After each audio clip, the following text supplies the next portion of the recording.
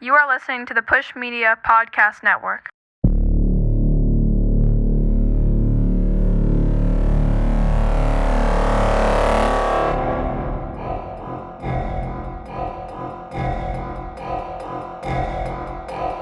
This is good shit.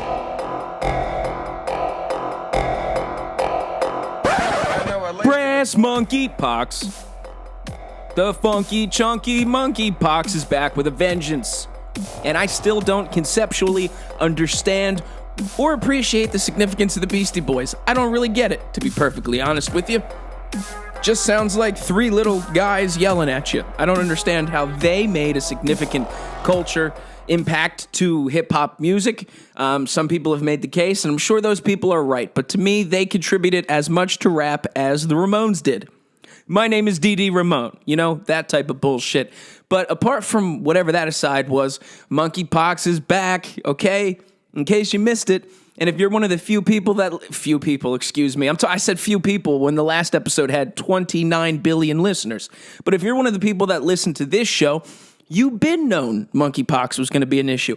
I've been following it. I am your official monkeypox correspondent. I accept no accountability for my words or actions otherwise, but when it comes to the realm of all things monkeypox, I am officially your correspondent. I accepted the mantle thrusted upon me that I hesitantly gave myself and proclaimed myself to be an expert. So, as I've been chronicling, that's such a difficult word to say. I really wish I wouldn't have tried to use it just there. But as I have been documenting monkeypox to you, I have explained how it originally was something that two suspicious Danish people were investigating in a lab in 1953. It was identified, and the Danish people were like, don't worry about it. It's limited to the continent of Africa. Hardly airborne, and it's really only going to happen if you come in contact with literal fucking chimpanzees. Now, we fast forward a little bit. Last year, we remember, of course, obviously, in the country of Germany, which is occupied by the godless white doctors of transhumanism and former Nazihood, they decided to, just in case, run a simulation of a global outbreak of monkeypox. Now, thankfully, these evil people left a schedule available online. And if you were to look at the schedule, look at the motherfucking timetable they gave us.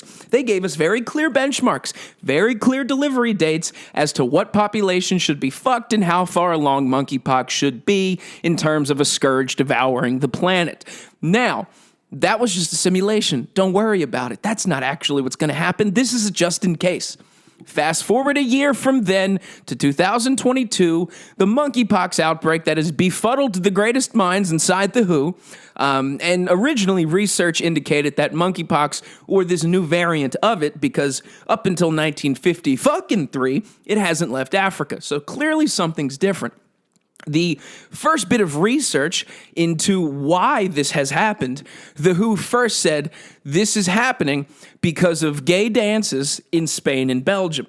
That's it. We're not trying to point the finger. In fact, we don't even mean gay. We just simply mean men who have sex with men. Let's not make this a race thing, because that's the motherfucking logic these people have been following when keeping us abreast as to the new scourge on the planet.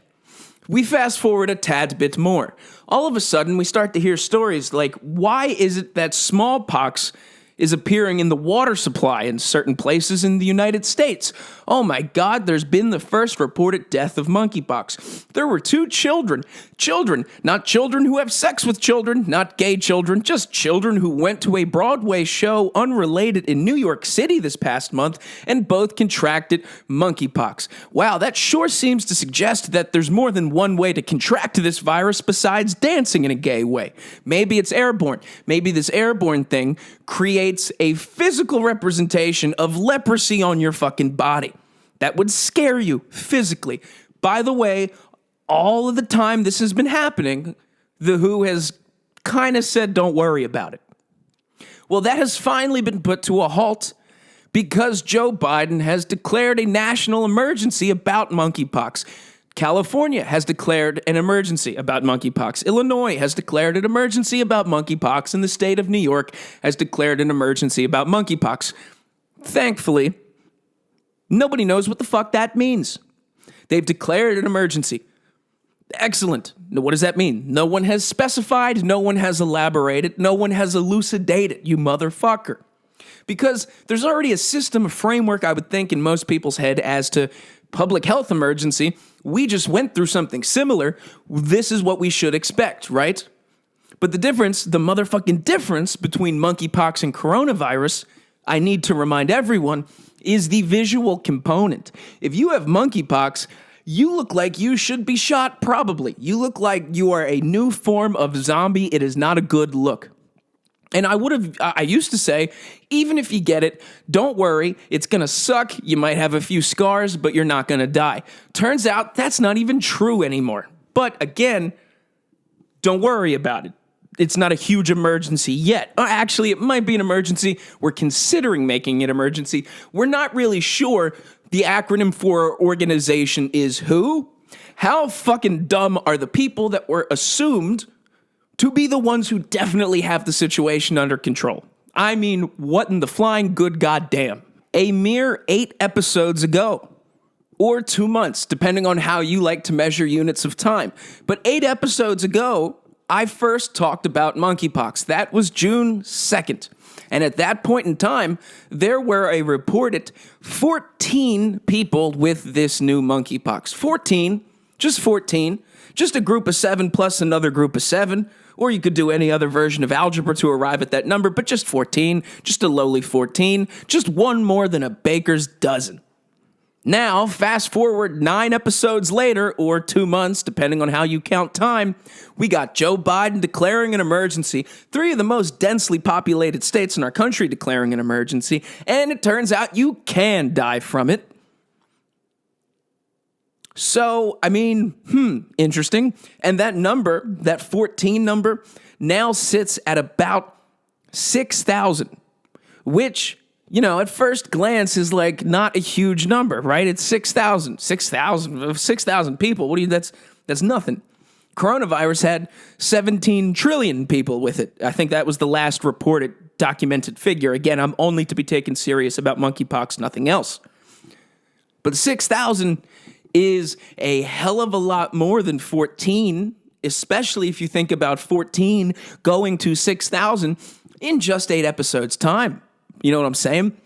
In the amount of 8 weeks, a virus that we thought was under control, that certainly looks fucking uglier compared to coronavirus, has now exponentially, I don't even know how to do that math because I do not like math and I stand in defense of China most of the time. How about that? More on that later. 6,000 is a lot more than 14 in just 2 months. And the fact that we have governments starting to maybe kind of pussyfoot around the fact we should do something should suggest to you this is certainly much worse than they are letting on. Go to your grocery store again. Have you noticed more people with masks all of a sudden? Have you noticed those plastic dividers getting put back up? It seems like all of a sudden everyone's like, something that feels like a shoe is about to drop. That's all. That has been your monkeypox news. And, you know, as your monkeypox correspondent, I understand most of the things I have to update you are never going to be good. There is never going to be a time when getting monkeypox is a good thing, I guess, I assume. But that's been the end of the segment. So let's talk about one of the other main things that really tends to be a theme here on the show, which is pending world wars thanks to astonishingly stupid behavior by those in power here. The latest case would be Miss Nancy Pelosi. And hell hath no fury like a woman scorned. I believe that's Bill Shakespeare, Billy Slick Bill. Because Nancy Pelosi has decidedly proven to me, and I don't want to be perceived misogynistic here. I don't want to be perceived chauvinistic. I don't want to be perceived anything other than factual. And it is this. Well, perhaps actually, let me ask it as a question. That's probably a safer way for me to do this. Who do you think would be more likely to disregard the advice of experts on a certain decision? Let's hypothetically create a situation where, let's just say hypothetically, a high-ranking politician wanted to go to a country, but going to that country would really, really aggravate maybe your number one enemy. Now, if generals in your own army, national security advisors, and anyone who's worth their salt in this matter told you, maybe you shouldn't go. Not to mention, the fucking enemy in this hypothetical situation, let's just call them China, said, hey, don't come here, please. There's a lot of tension in the world. Do us a favor and don't come to the country where we plan on completely subsuming within the next 30 years. Now I ask you this question. Keep in mind, I have no intention of being misogynistic, chauvinistic, or anything of the like. But I ask you this. Who would be more likely to disregard the advice of national security advisors, generals, and anyone else who is knowledgeable on this, and despite that, continue their plan to visit this country that would really upset the hypothetical enemy of China? Who would be more likely to do this? A female politician or a male politician? I ask you that audience, which is, according to, Spotify, 48% female, which is still befuddling to me, and I don't want to upset you, but look inside honestly and earnestly and ask yourself, who would be more likely to completely fly in the face of all available advice and decide, no, I'm going to do this because I can? Do you think it would be more likely for a man to hear all of this information and then decide, no, I'm still going to go anyway? Or, just hear me out, does it sound a bit more feasible that the female politician would be the one to hear all of this information and then still say, you know what, no one's going to tell me no, I'm a proud woman? Now, I'm not here to blame gender. In fact, I don't even believe gender exists. I think it is a theory, it is a construct created by think tanks on the far right. But I ask you this. Who would be more likely to disregard knowledgeable evidence and believe in themselves that, no, actually none of these rules apply to me? Would it be the gender more prone to general thievery? I mean, literally look inside of your daughter's closet right now and ask her, do you have the receipts for most of these things? Or would it be the guy who more than likely had some experience getting his face fucking punched, and if everyone said, hey, the enemy doesn't want you to go, or will punch you in the face and blow up your rest of the body, it might be the guy who had that happen to him decide, maybe I don't want to get my face punched again. And I'm not saying women should get their face punched in order to know what not to do, because I have really just decided to completely just drift off into a one-man island at this point with this point. But I just think Nancy Pelosi is a victim of her biology. I just think the fact that she decided to, against the advice of all military generals, all national security advisors, not to mention literally fucking China saying, Washan J. Kualu, do us a favor, please don't come over here right now. Please, we don't want to have to do the shit we will have to do if you decide to come over here anyway. Nancy heard all that and said, you know what? No, I'm not selling insider information on stock tips to my husband, and I will go to Taiwan. Just because, for the fuck of it, I am a woman, hear me roar. Now, Nancy Pelosi very well could single-handedly be responsible for causing World War III. Think about it. Because China had no choice but to deploy all of their military because Nancy Pelosi was coming to Taiwan. Taiwan, if you look at a map, is literally just fucking in China. I believe in one China. For the rest of this episode, I am pro-China. You hear that, Twitter bots? I take China's side on this issue, to be quite frank with you, because Nancy Pelosi had no fucking reason to even go there. Literally none at all, other than to be welcomed. Which is some female shit. You only want to go somewhere to just be thanked for coming? Despite the fact it might cause literally catastrophe, you were told no, and you just wanted to do it anyway. That's literally the only reason.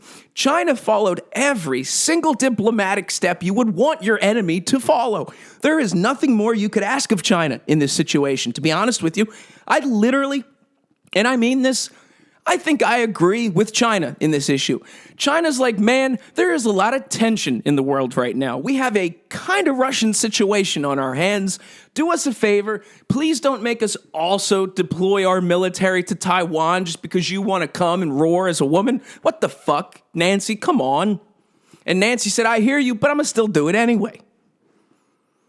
It's fucking fucked. I am so on board with China here. China did everything you would want your enemy to do. They gave you a warning. They asked nicely. What else could you want from them? At this point, we're just bullying at that point. Nancy is a stupid, dumb idiot, okay? How about that? And I think she is a victim of her gender in this instance. I really believe if fuck it. I really think if she was a dude in that position, a dude would hear the military say, if you go there, you can cause a war. I think a dude would just be more likely to say, you know what? I don't really need to go. But instead, I think this toxic femininity bullshit where Nancy's decided I need to assert my big feminine dick on the Chinese people. There is literally no reason to go other than to be welcomed and be thanked for coming. That is something most dudes don't naturally tend to need. Just thanks for coming attention. Thanks for coming attention. You look so lovely. Where did you get that dress? Sounds like some female shit. Sounds like you need to be told you're pretty.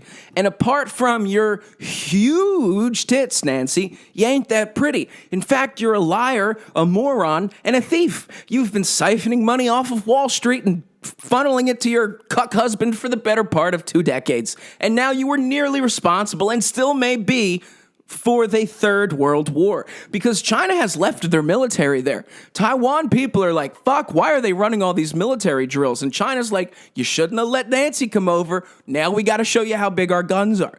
And one stray bullet, one errant bullet hitting someone it's not supposed to causes world war. The world wars have happened twice already, and we have the ability to look at why. Franz Ferdinand went out to lunch when he shouldn't have gone out to lunch, and then there was a world war.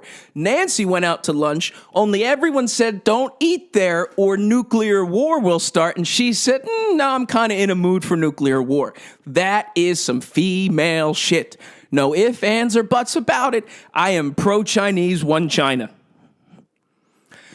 That and that concludes one of the least popular rants I will ever make, probably, about women and being pro-China. But, what can you do?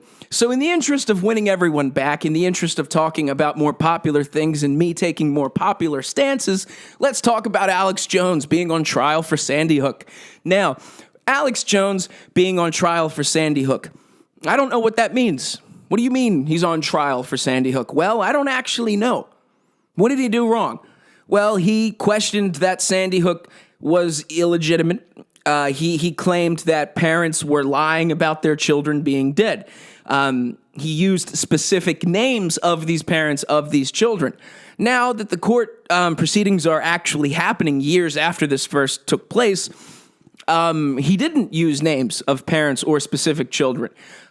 He asked questions someone should be allowed to ask, no matter how repugnant, repulsive, downright wrong, flat out stupid or misguided. You should always be allowed to ask questions. That's just something I thought we all had established. Now, another thing this is just tricky for a lot of dummies to understand, but Alex Jones is being sued for defamation here. Now, defamation is when someone is lying about your character publicly in the sphere of the world, of the public record here. People will come to understand lies told about you as truths. That's kind of the issue.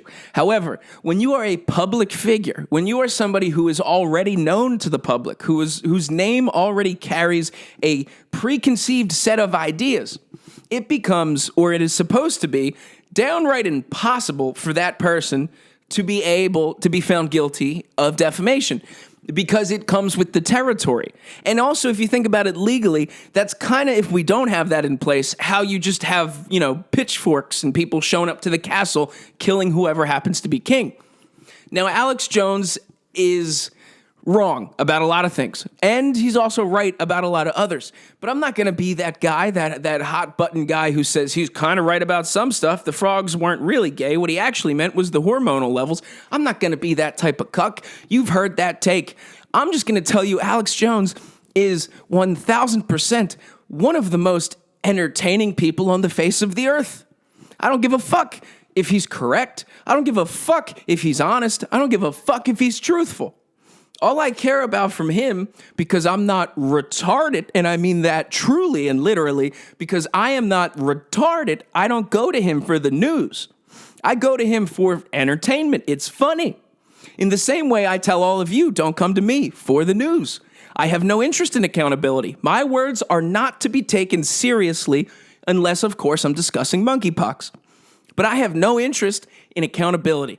Alex Jones is a performer. He's entertaining. You mean to tell me if someone starts their program with, ladies and gentlemen, we are preparing for nothing short of thermonuclear war, that is not entertaining as fuck? That is not hilarious? How can someone so flippantly and casually say, thank you for watching the program. Ladies and gentlemen, we are bracing for thermonuclear war. That is hilarious. That's just funny, okay? It's just funny. If you go to him for the news, you're stupid. If you go to him for your toothpaste, you're stupid. If you go to him to chuckle, you are evolved, okay? But Alex has made a career out of poking around places he probably shouldn't poke around and then explaining what he found publicly. Now, that's not good. That is going to get you on the receiving end of some, let's say, slanderous, defamatory shit. Now, Alex is currently in a case against the Sandy Hook parents, but it's not a criminal case. It's a civil case. Now, the burden of guilt in a civil case is 51%. It's not beyond a reasonable doubt. But what is the crime? It's much easier to find someone guilty of a crime in a civil case, but what is the motherfucking crime?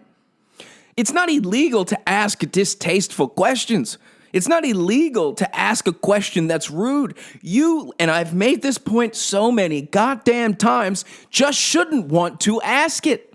But you still have a right to, and it's certainly not a crime if you do. So I'm not entirely sure what his issue is. But Alex has just, it was one too many trees he barked up because it seems like they are trying to throw the book at him. And I feel for him. I think it is kind of fucking wrong what he did with Sandy Hook. I think it was incredibly distasteful, and I think it was repugnant to make parents endure even more than what they've already endured. That being said, Alex just did some bad shit, some ugly shit. He didn't commit a crime. And somehow he's found himself in a courtroom where it was just revealed that his lawyer accidentally, air quotes in case you couldn't hear them, sent his opposing fucking lawyers, the opposing team, all of the parents, all of the lawyers on the other side. Alex Jones' lawyer mistakenly, air quotes in case you can't hear them, sent all of his phone records, his cell phone records, which are everything, communications, your emails, your schedules, literally every type of, your fucking fingerprint and face scan, accidentally sent all of that to the other side? Alex Jones's lawyer, his only legal advocate, accidentally, air quotes in case you can't hear them, sent his entire phone records to the other side by accident. My bad. And then, of course, that information is being used against him. And you can clearly use it to point to instances where Alex lied about knowing certain things.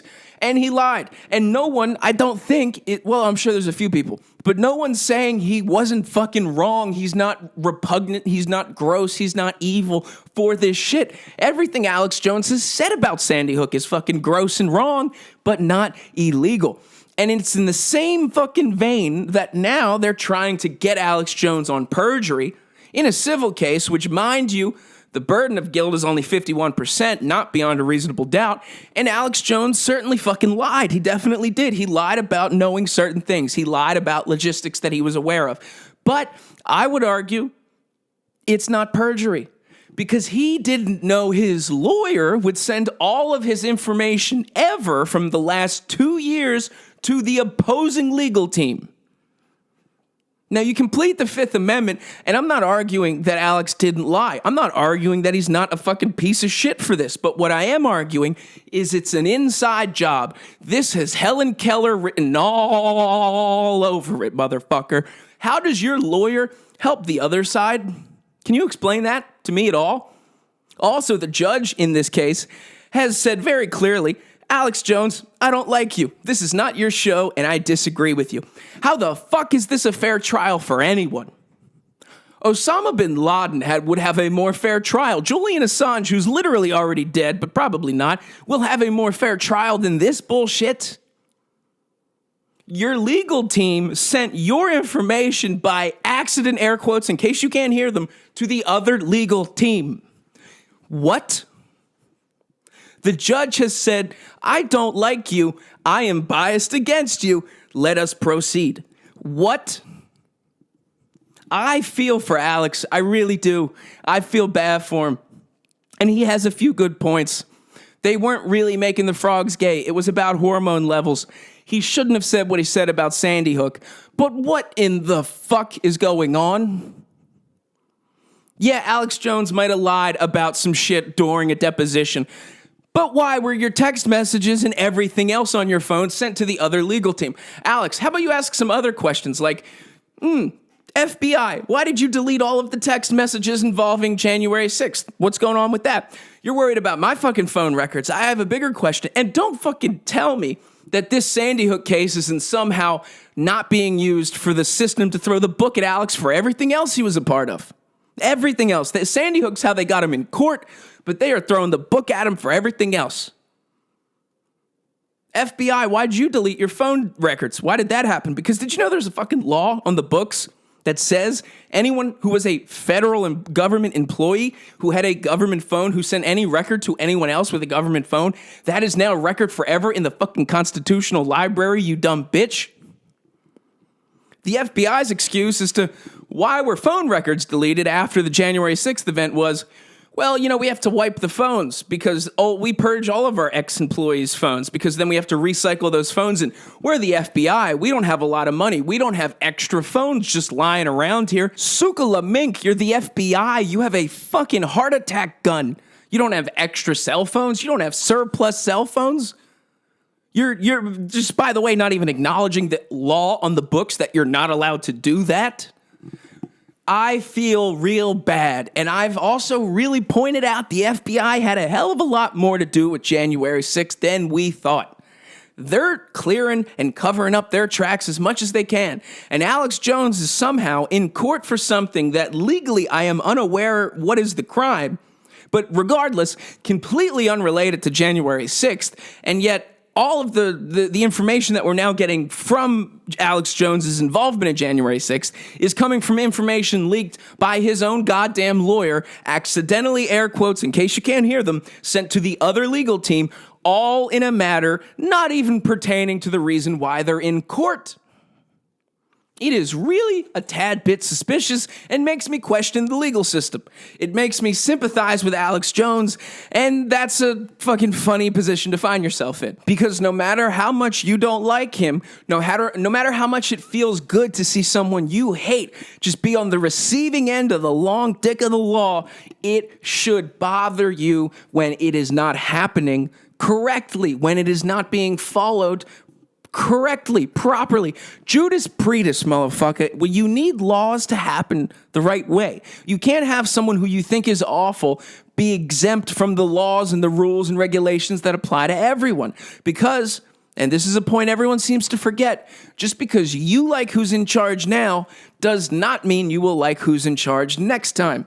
And if you allow who's ever in charge, regardless of how you feel about them, to bend and mold and manipulate the system to whatever ends, as long as it allows them to achieve their goal, which is snuffing out the enemy, in this case, Alex Jones, who questioned the legitimacy of Sandy Hook and thinks they're making frogs gay, that might look good right now, but you better believe when there's a different judge and there's a different person in power, all of a sudden, when the rules just don't mean shit, and it's just whatever we think is best, whatever we think is best is going to change.